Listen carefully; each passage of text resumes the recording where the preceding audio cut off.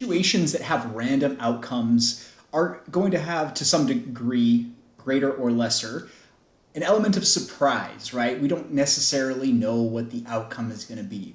So we actually have a term for this that sounds very fancy, but it's actually pretty simple once we get down to it.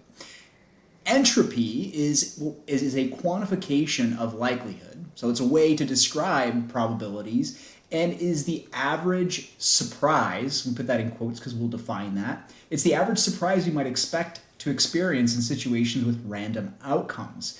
Mathematically, the entropy of a random variable, capital X, is, we'll write it this way, entropy of X is, and it's this really weird abstract looking thing, it's the negative summation of the probabilities associated with each of the outcomes times the log of their corresponding probabilities. And it's the sum of all of those. Well, we're not really sure what that means or where that comes from, but it turns out we can derive it. It isn't as complicated as it may look. So let's look at a couple of scenarios to illustrate the element of surprise. Let's suppose that we want to select a ball from the ones below. We have red balls and we have green balls. And the question that we might have is, how surprised would you be by each scenario if you were to draw a green ball? Well, from the first scenario, the probability of drawing a green ball is going to be 4/10. There are 10 balls and 4 of them are green, so 40% chance that you would draw a green ball. So we probably would not very surprised, right? We would expect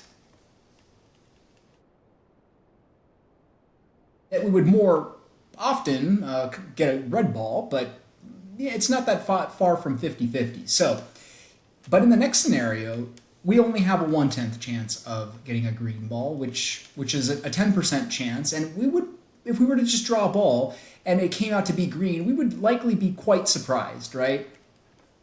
I mean, it's going to happen every now and again, but it's not going to happen very often. And so there would be some element of surprise, right? You'd reach in there and you'd say, well, I'm probably going to get a red ball. And then you come out and you grab a green and you'd say, wow, okay, that was somewhat unexpected. All right, well, we could obviously quantify the element of surprise by describing probabilities, but here's what we would probably notice, and here's what we notice from the scenarios, is that increasing the probability of an event decreases the surprise associated with the occurrence of that event. So it might make sense to if you increase one quantity and the other one decreases, there are a couple of scenarios graphically, right, that we might expect. Increasing in this direction, we would expect to see a decrease in this direction. So perhaps that relationship might be a negative linear relationship.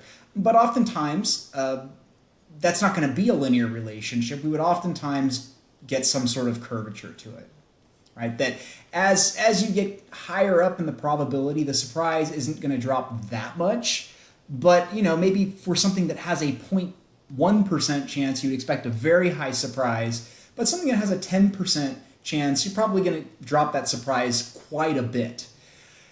And so it might make sense that in terms of the probability, that as increasing the probability decreases the surprise, well, if we write an inverse function where we express the surprise of x as 1 over the probability of x, well, that will give us precisely a graph like this. So here I've just graphed, I've treated x as a variable, and I graphed y equals 1 over x, where the y-axis represents the surprise and the horizontal axis represents the probability associated with that event. So for instance, here we would say, if an event had a probability of 0.5, well, then that would be this point on the graph, and perhaps that's a surprise of 2 units. Okay, the units of the surprise aren't themselves important. It's the magnitude of the surprise that we're concerned with.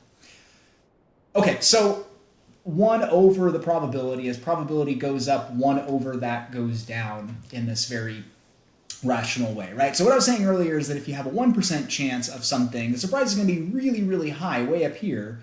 But getting a 20% chance, we would expect that surprise to drop considerably. And this type of curve has rates of change that are greatly negative here, and those negative slopes start to flatten out as we get closer to a probability of 1. But a major flaw in this, of course, is that if you were to look at a probability of 1, you would expect no surprise at all. But according to this model, we get a surprise of 1.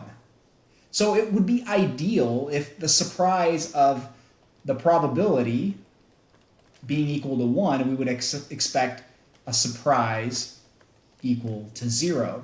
So one way to deal with this is using a log function. So the log of 1 is actually equal to 0.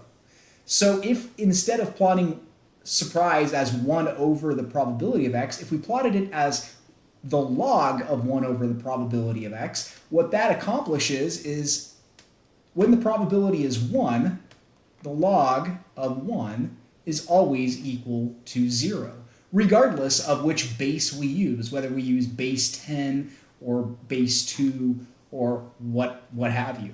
And once again, notice that as we get closer to a probability of 0, the surprise shoots up astronomically, right? Because you would be very, very surprised if there was a 0.0001% chance of something and it happened. So we would expect the surprise to blow up near probabilities close to 0.